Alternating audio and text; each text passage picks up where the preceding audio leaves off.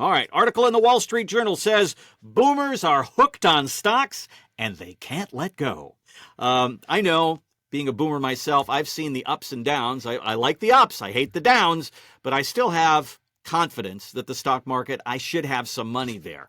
There are other generations behind me that saw what I've gone through. They're not so convinced and they don't necessarily like the stock market.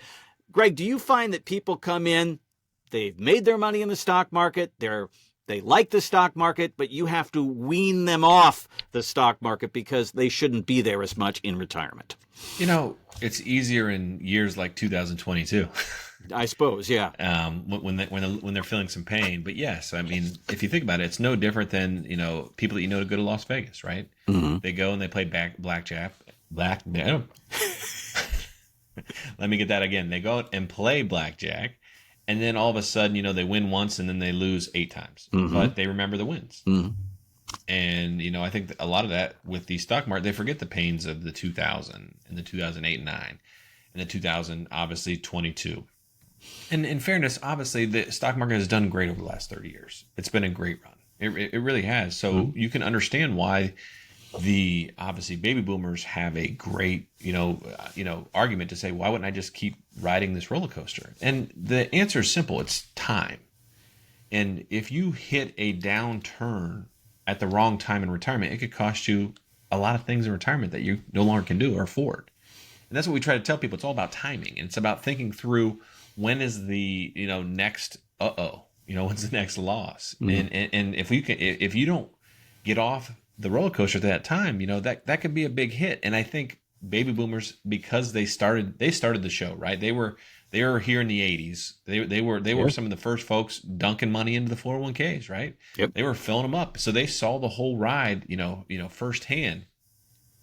And, they're used to those blue chip stocks too, right? They've rode big things like GE and Procter and Gamble. And they've lived that stock market. That's investment. It's investing to them. And I can only equate it to, it's like Netflix. Let me be clear.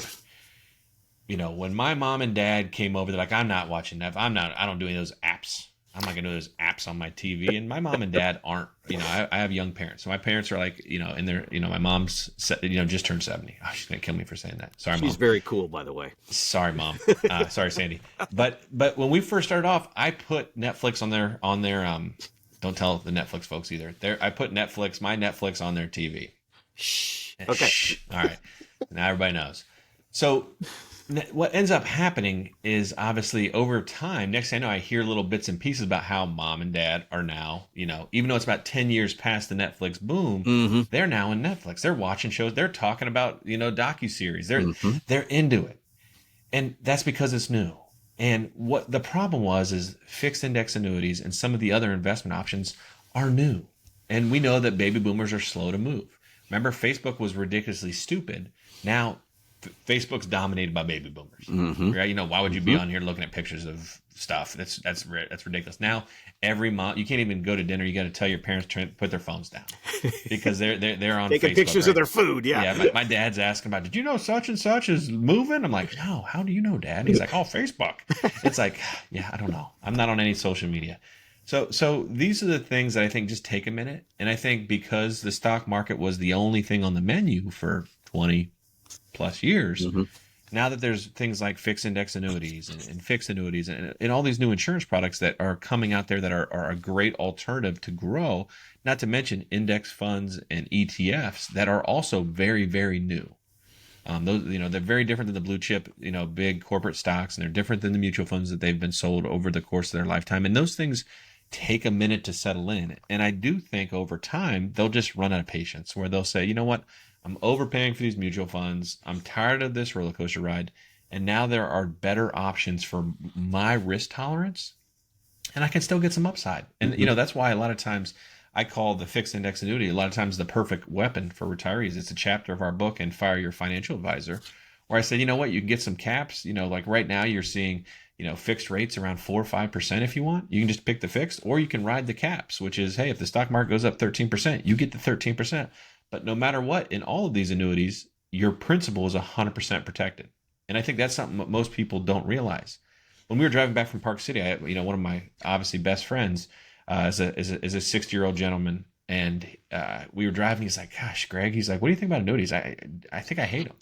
And I said, because I told him about my new book Yeah. that I was writing, and it was say, "Don't say the A word." That's, ta-da! That's the new title of the book I'm writing, called Right. "Don't Say the A Word." It's going to be about annuities. And he's like, he thought that I was writing the book about how bad annuities were.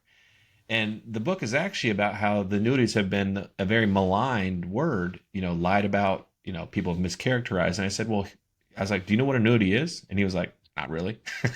But he hates them. Yeah, but he hates them.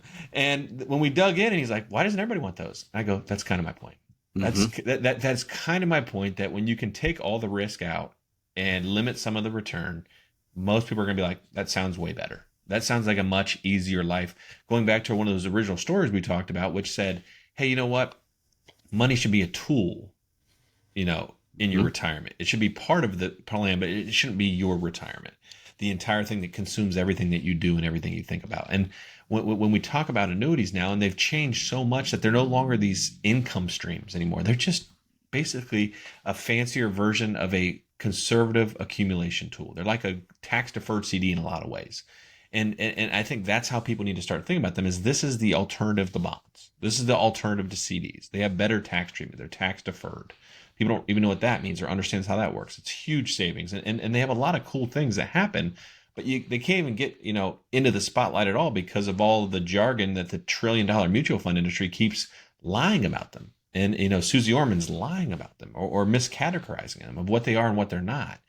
And I think, unfortunately, the real dirty, dark secret is if someone buys an annuity, guess who doesn't get 1% on that money? The financial advisor. The financial advisor. That's the real reason annuities are hated, is because financial advisors take a pay cut. End of story.